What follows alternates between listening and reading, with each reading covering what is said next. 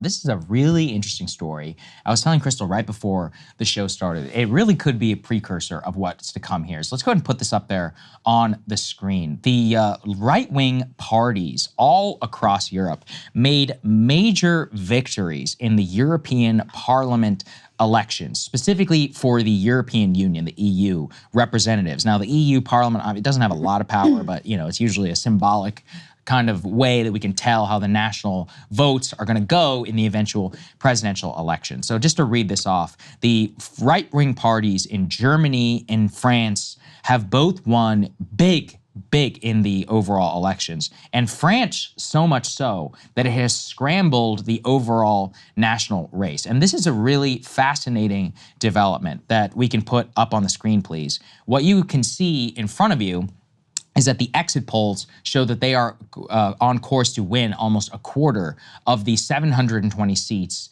a historic first for any of these major right-wing parties. A lot of it being swept, into favor as a result of inflation. Remember, inflation is an even bigger problem in Europe. Energy prices, don't forget about that. The lack of Russian gas decimated the German economy. They've decided to fire up coal instead of build nuclear power plants. In France, they have all kinds of problems, major debates around immigration. But the major change that has happened really is, let's put the next one, please, up on the screen, just so people can see exactly. That look at the amount of victory for the right-wing parties all across France. Now, keep in mind, France is a very not densely populated country, as in the vast majority of the population lives in Paris. And so clearly, the Social Democrats and others did well in the major populated areas. But you can also see, if you just spread it out, how popular the right-wing parties are in France and all across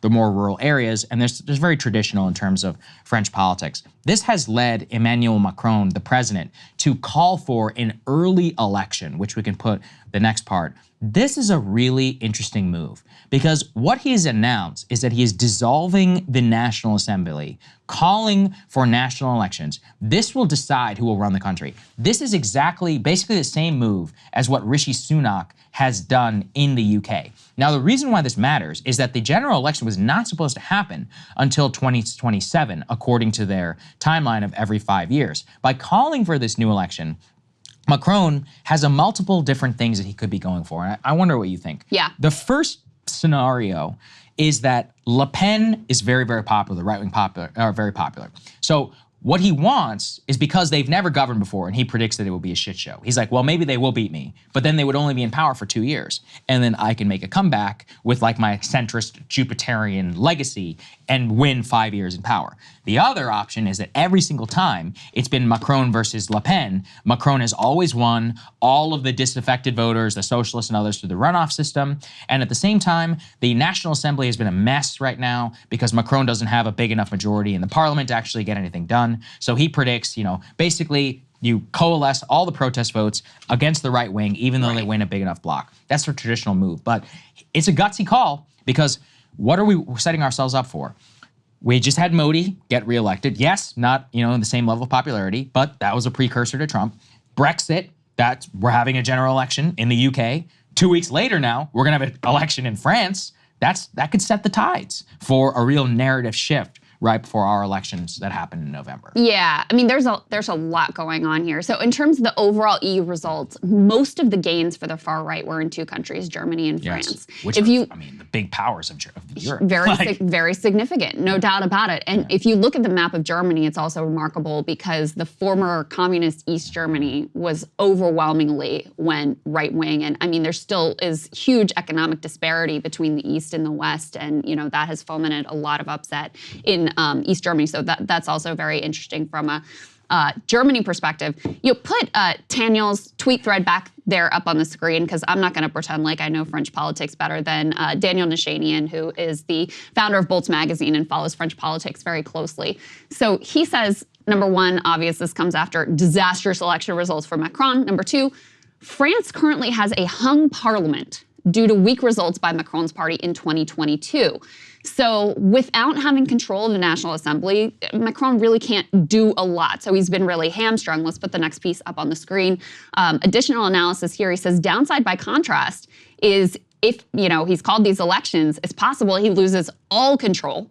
France has a hybrid system. The president is all powerful if his party controls the National Assembly, but if an opposing party controls it, they pretty much run the country. The president becomes a figurehead.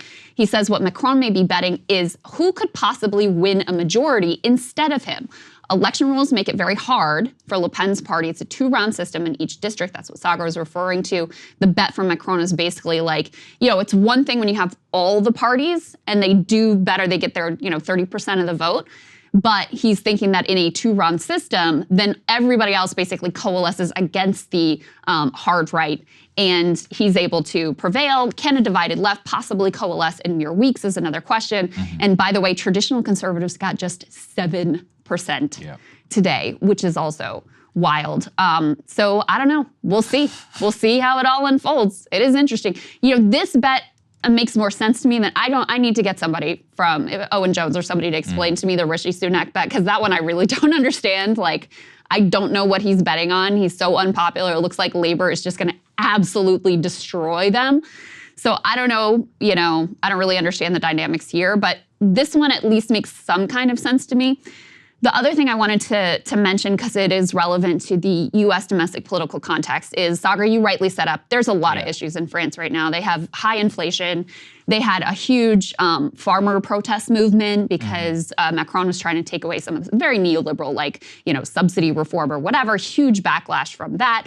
And then you have the far-right parties, which ran very hard on immigration and crime, against immigration and crime. Macron had previously tried to pull a political move very similar to what Biden is trying to pull right now on immigration. He passed through a immigration reform bill that was such a shift to the right that actually Marine Le Pen came out and said, hey, I embrace this. This was an ideological victory for me. Quite a few members of Macron's own party wouldn't support it and wouldn't back it. And, it was an attempt to, he could see the writing on the wall. This is a potent issue. The right is killing me on it. Let me try to move to the right. And I'm not going to say that was the only issue or that was even determinative, but you can see that it didn't work because the people who are immigration hardliners were still going to vote for Le Pen's party. Le Pen has been, this is their thing. This is the #1 thing. Also, if you think we have immigration problems here, go live in France. That is a whole other level. It's funny too, because I could see it from both ways. The French complain and about it and everything. They're also some of the most racist people in all of Europe. Don't ask me, go ask anybody who's not white in France. They have a very interesting view, I think, of what it means to be French. And then at the same time, their French empire was one in which all of their colonial subjects were considered explicitly French, and thus, were able to move to the country. So not exactly working out for them in that way, and they have all kinds of issues in terms of how they look at who really is a citizen, etc. The other problem, I think, is that's overlaying all of this is Ukraine. Let's not forget that Germany and France are 2 of the most hawkish nations today. I mean, outside of Britain and the United States, but broadly have been part of the very pro-NATO position against Ukraine, especially lately, and with France. Well, Le Pen and the AfD in Germany have a very different view of the conflict. A lot of the stuff that we've been talking about here, about how their economies are getting decimated. I mean, especially if you're German, you have paid probably a 20-25% tax just because of Ukraine in terms of the overall inflation. Another thing people don't really know is that here in the United States, we have 30-year fixed rate mortgages. So inflation, central bank rates don't affect our housing as much. In Europe, it's actually not common at all. You have 5-year adjustable rate mortgages, and a lot of people's mortgages have spiked recently because of the central bank increasing their interest rates. So in the UK, for example, you have some people who are paying almost double or triple, and the same thing is happening in Germany and I believe in France as well. So massive high inflation, housing costs, the explicit effects of the Ukraine thing are being felt much more deeply, and a lot of it is also a protest vote against Brussels and against the way that they are handling it. Yeah, that's right. You saw the celebration of this result by Viktor Orban last night in Hungary. He's like, this is a direct message to the European Union. He's like, you guys need to stop this. So I do think this will really fracture, regardless of, they could stay in power, Schultz and Macron, but the pressures that they're feeling now, it's going to constrain their future ability to move in the directions that they wanted to. There's also an increasing divide between the French political elite and German political elite and their orientation with regard to Israel. I was just looking at a poll where the German public, and Germany has been a very staunch supporter of Israel, and like the censorship crackdown in Germany has been insane for anyone who's remotely pro-Palestine.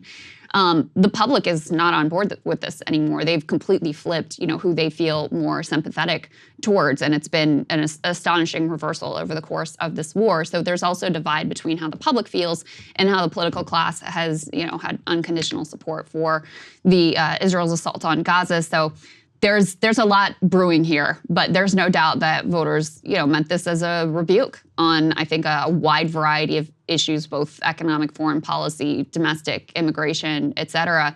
And listen, sometimes these things are one-offs. Sometimes they're not really indicative of something that's going on in our our domestic political affairs here. You could look at AMLO's popularity on the left, and then Claudia Sheinbaum coming in, and his basically who he wanted to succeed him in same party, whatever, and that was a sort of vote in favor of continuity, and it was a strong showing for the left, although more of a much more populist left, not the neoliberal Macron version. So there are other contradictory signals, but this is an earthquake in France, and one definitely that's worth watching. Yeah, exactly. I mean, it's one of those where I think it's just because of France and Germany. The German one in particular may honestly be an even bigger shock because, as you said, they have one of the most insane censorship industrial complexes in all of Europe. For example, the head of the AfD, they said like the term "everyone for Germany" because it was once used by stormtroopers in the Nazi era. They explicitly outlawed and fined him for the ability to, which only made him more popular, in East Germany. So their regime that they have there right now is really collapsing because it all was based on cheap Russian gas that was fueling their economy. And now that they're actually contracting, the deal that the neoliberals had in the future, the deal that they had with the East Germans and with others for why they should remain in that has been completely imploded. Immigration also on top of that, which has been a major problem for them since 2015. So it sets themselves up for, the eventuality. But regardless, I mean, the real reason we're paying attention is A, it's going to have huge geopolitical consequences, whoever wins, especially the French election. But then also it could be a precursor when we combine and look at what happened with Modi for here in the United States. So it's going to be interesting. Europe could look 3 weeks from now, 3 weeks from now, we could have a totally different Europe between the UK and between France and Germany. Just stunning. Yeah. It really is. Truly is. Hey, if you like that video, hit the like button or leave a comment below. It really helps get the show to more people. And if you'd like to get the full show ad-free and in your inbox every morning, you can sign up at breakingpoints.com. That's right. Get the full show, help support the future of independent media at breakingpoints.com.